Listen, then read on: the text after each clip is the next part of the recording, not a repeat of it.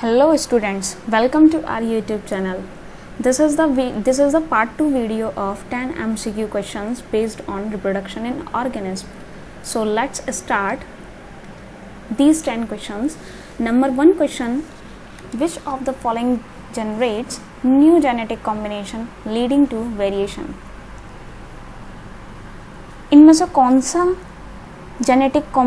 इनमें से कौन सा जनरेट करता है, कौन सी प्रोसेस जनरेट करती है न्यू जेनेटिक कॉम्बिनेशन जिसकी वजह से वेरिएशन देखने को मिलता है?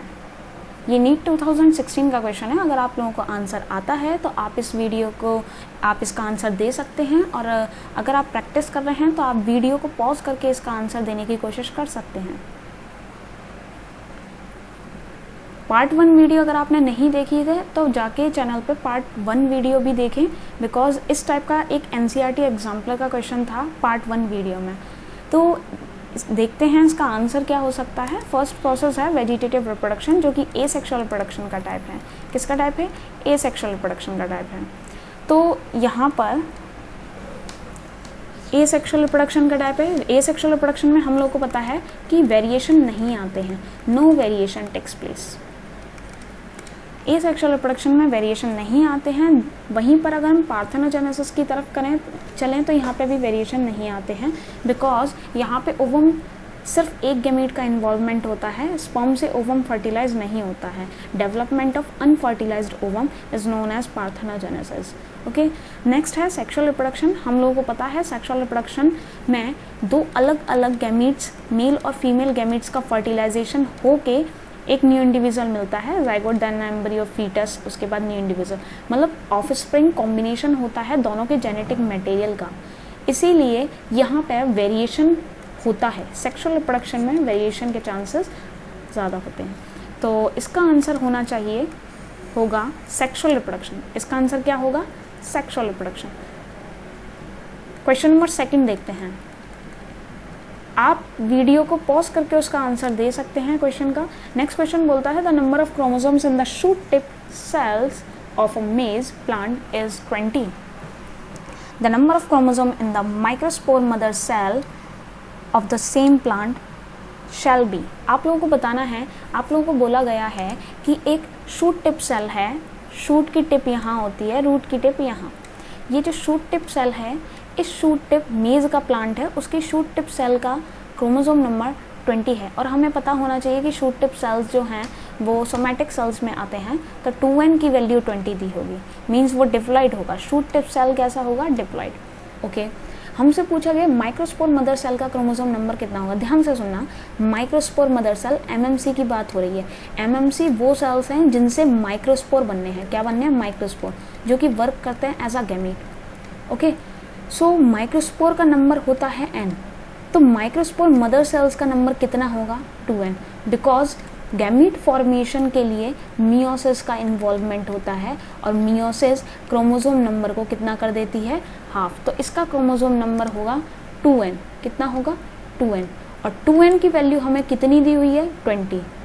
सेम प्लांट की बात की हुई है, तो इसका आंसर ऑब्वियसली क्या हो जाएगा? 20. ओके, लेकिन अगर हमसे माइक्रोस्पोर बोला जाता है तो वहीं पर इसका आंसर 10 हो जाता. अगर हमसे माइक्रोस्पोर बोला जाता तो हमारा आंसर हो जाता 10. कितना हो जाता? 10. ओके, तो इसका आंसर हुआ 20, means option number A. Next process में बोला गया है which of the following organism self fertilisation is seen. Self fertilisation इनमें से किस ऑर्गेनिज्म में देखने को मिलता है? सेल्फ फर्टिलाइजेशन को एंडोगेमी बोलते हैं. क्या बोलते हैं? एंडोगेमी. क्रॉस फर्टिलाइजेशन को बोलते हैं एक्सोगेमी. क्या बोलते हैं? एक्सोगेमी. तो इसका आंसर देखते हैं.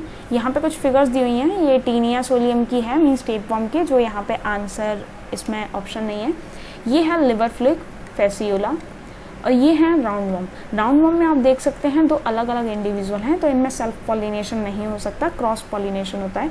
फिशेस में क्रॉस पॉलिनेशन होता है. ये भी गलत हो गया, ये भी गलत हो गया. अर्थवर्म भी नहीं है इसका आंसर. लिवर फ्लूक इसका आंसर होगा. लिवर फ्लूक इसका आंसर होगा, बिकॉज उसमें एक ही इंडिविजुअल होता है और उस सेम इंडिविजुअल से दोनों गैमीट्स रिलीज होकर फ्यूज होते हैं.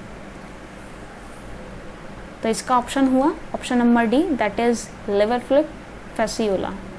ये प्लेटी हेलमिंथीज के मेंबर हैं, फ्लैट वॉर्म्स के।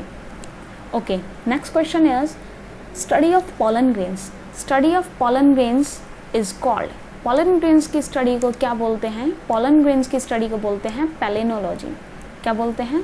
Palynology. Next question, question number 5 देखते हैं हम लोग। क्वेश्चन नंबर 5 एनसीईआरटी एग्जाम्पलर का क्वेश्चन है, जिसके अकॉर्डिंग बोला गया है कि आप लोगों को इनकरेक्ट स्टेटमेंट बताना है। कैसा स्टेटमेंट बताना है? इनकरेक्ट। चलिए तो देखते हैं।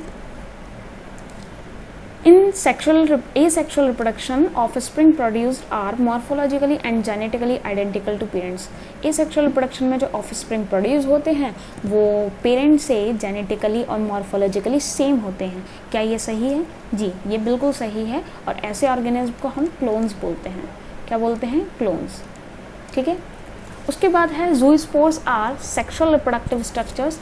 देखिए zoospores asexual reproductive structures हैं, तो ये वाला ऑप्शन गलत है, मतलब यही वाला ऑप्शन इसका आंसर होना चाहिए। आगे अगर आप फर्दर ऑप्शन देखना चाहें तो आप देख सकते हैं। क्या बोला गया है थर्ड वाले में? In asexual reproduction a single parent produces offspring with और विदाउट फॉर्मेशन ऑफ गैमीट। बिल्कुल ठीक है ये स्टेटमेंट। तो ये स्टेटमेंट इस क्वेश्चन का आंसर नहीं हो सकता, क्योंकि ये स्टेटमेंट ठीक है, बिल्कुल करेक्ट है। नेक्स्ट क्वेश्चन में बोला गया, नेक्स्ट ऑप्शन में बोला गया कोनिडिया आर सेक्सुअल।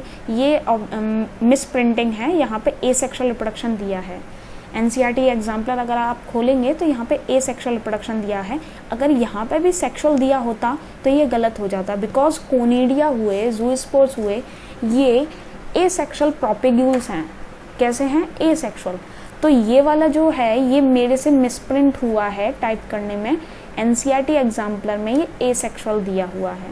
ओके, तो ये वाला इसका आंसर नहीं होगा। बट अगर यहाँ पे भी सेक्सुअल टर्म होता तो ये गलत हो जाता, मतलब यही इसका आंसर होता। नेक्स्ट क्वेश्चन देखते हैं। क्वेश्चन है वेजिटेटिव प्रोपेगेशन इन मिंट। मिंट मीन्स पुदीना। पुदीना में वेजिटेटिव प्रोपेगेशन किसके द्वारा होता है? ऑफसेट के, राइजोम के, सकर के या रनर के। देखिए ऑफसेट वाटर हैज़र्ड में देखने को मिलता है इकोनिया में, राइजोम बनाना या जिंजर।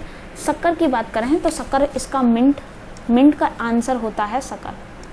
ठीक है, आप देख सकते हैं यहाँ पे आप देख सकते हैं ये जो एक ब्रांच है इसको नीचे ज़मीन के नीचे ले जाया जाता है और इस तरीके से ये ग्रो करती है। ज़मीन के नीचे वाली जो ब्रांच होती है इस तरीके से ग्रो करती है। फोटोट्रॉपिज्म का है ये, फोटोट्रॉपिज्म के हिसाब से ये ऊपर की तरफ निकल जाती है। वहीं पर जो ब्रांच ज़मीन के अंदर रह जाती है उसमें इस तरीके से रूट्स डेवलप होने लग जाती हैं, एडवेंटिशियस रूट्स। तो इनको हम सकर बोलते हैं, क्योंकि अगर आप इसको कहीं पर दूसरी जगह लगाओगे तो यहाँ से एक न्यू प्लांट ग्रो हो जाता है। ठीक है, तो इसका आंसर होगा सकर। क्या होगा इसका answer? Sucker. Okay, NCERT book में फर्स्ट वेजिटेटिव प्रोपेगेशन में फर्स्ट एग्जाम्पल में ही है ये। नेक्स्ट है which of the following pairs is not correctly match. इसमें से आपको बताना है इनमें से कौन सा पेयर करेक्टली मैच नहीं कर रहा। एक तरफ आप लोगों को मोड ऑफ रिप्रोडक्शन दिया हुआ है, दूसरी तरफ आप लोगों को एग्जाम्पल दिया हुआ है।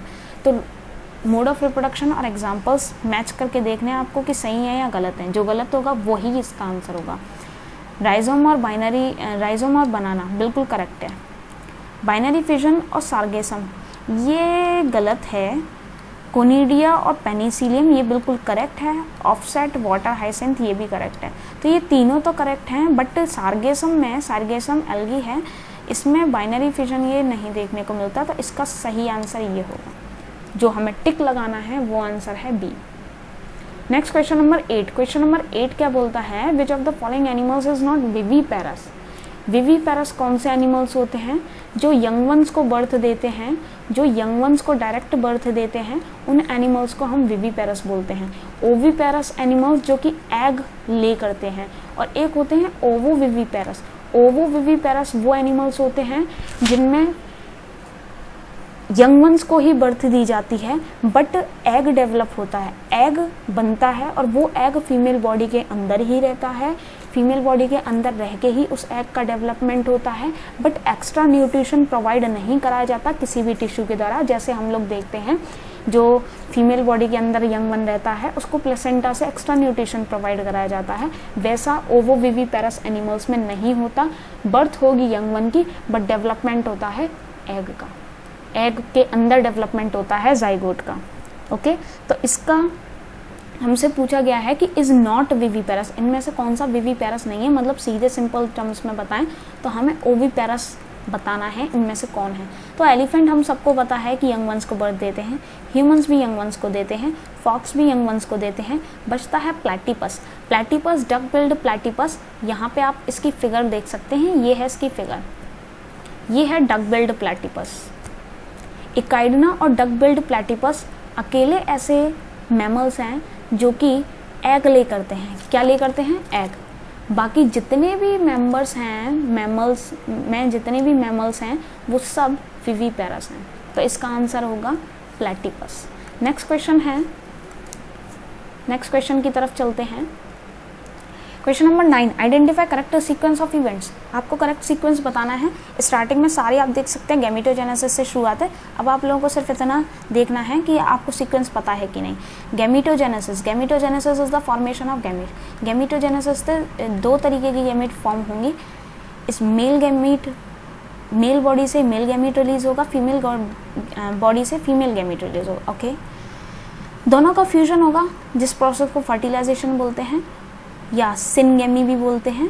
सिनगेमी होगा, फ्यूजन होगा दोनों का, और क्या बनेगा? जाइगोट। जाइगोट बनने के बाद देन एम्ब्रियोजेनेसिस होगी और एम्ब्रियोजेनेसिस से बनेगा एम्ब्रियो। क्या बनेगा? एम्ब्रियो।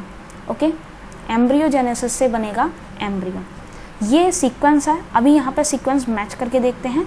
गैमीटोजेनेसिस के बाद सिनगेमी हुई, then embryogenesis and then zygote. देखिए, एम्ब्रियो पहले बन रहा है, जाइगोट बाद में बन रहा है, तो ये चीज़ गलत हो गई। जाइगोट बन रहा है फिर फर्टिलाइजेशन हो रहा है, तो ये चीज़ भी गलत हो गई। एम्ब्रियोजेनेसिस हो रहा है, जाइगोट, एम्ब्रियो के बाद जाइगोट बन रहा है, तो ये चीज़ गलत हो जाती है। यहाँ देखते हैं गैमीटोजेनेसिस हो रहा है, फिर फ्यूजन हो रहा है उनका, सिनगेमी हो रही है, और उसके बाद जाइगोट बन रहा है। ये चीज़ बिल्कुल ठीक है। यहाँ पे एम्ब्रियोजेनेसिस आगे नहीं था, अगर होता तब भी ये ठीक होता। ओके, तो ये इसका ऑप्शन, इसका आंसर जो होगा वो होगा option D, gametogenesis, syngamy then zygote. Okay, next चलते हैं ऑप्शन नंबर क्वेश्चन नंबर 10 की तरफ। क्वेश्चन नंबर 10 क्या बोलता है? Development of unfertilised ovum is called. Unfertilised ovum के डेवलपमेंट को क्या बोलते हैं? पार्थेनोजेनेसिस, वेजिटेटिव प्रोपगेशन, बडिंग और एपोमिक्सिस। आप लोगों को पता है कि वेजिटेटिव प्रोपगेशन एसेक्सुअल रिप्रोडक्शन है, ये भी एसेक्सुअल रिप्रोडक्शन है। ये कुछ अलग टाइप का रिप्रोडक्शन है, सेक्सुअल रिप्रोडक्शन का और एसेक्सुअल का कॉम्बिनेशन बोल सकते हैं आप इसे। बट पार्थेनोजेनेसिस मैंने आपको फर्स्ट ही बताया था कि पार्थेनोजेनेसिस क्या है। Parthenogenesis is the process of the development of unfertilised ovum. Unfertilised ovum, unfertilised ovum मतलब ओवम जो है, ओवम और स्पर्म का फर्टिलाइजेशन यहाँ नहीं होगा। ओवम डायरेक्टली यंग वन में, unfertilised ovum directly young one में डेवलप हो जाएगा। तो इसका आंसर हुआ पार्थेनोजेनेसिस। यहाँ पे हमारे 10 क्वेश्चंस फिनिश होते हैं। If you like this video then share, subscribe the channel and also press the bell icon for further notifications. Thank you.